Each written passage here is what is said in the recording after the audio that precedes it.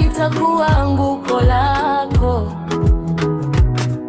Jiondoe na makosa yote uliyoyatenda, ujipatie moyo mpya na roho mpya. Tukisikiri dhambi zetu, yeye ni mwaminifu na mwenye haki, naye atatusamehe dhambi zetu na kutusafisha na udhalimu wote.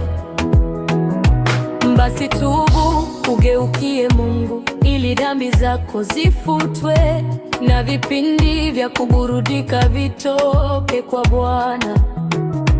Bwana hakawi kutimiza ahadi yake, kama baadhi yenu mnavyofikiria kukawia kwake, bali ni mvumilivu kwenu, kwa maana hataki mtu yeyote apotee, bali wote wafikie toba.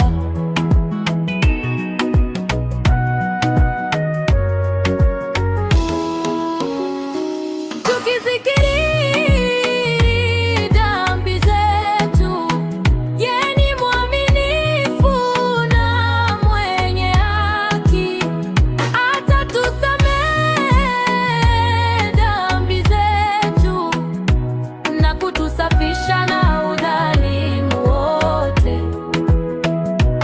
Tukisikiri dhambi zetu, yeye ni mwaminifu na mwenye haki, atatusamehe dhambi zetu na kutusafisha na udhalimu wote.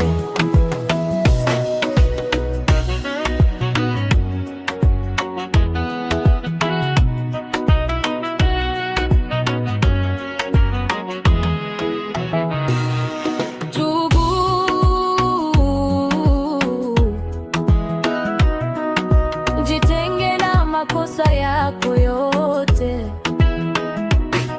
ndipo dhambi haitakuwa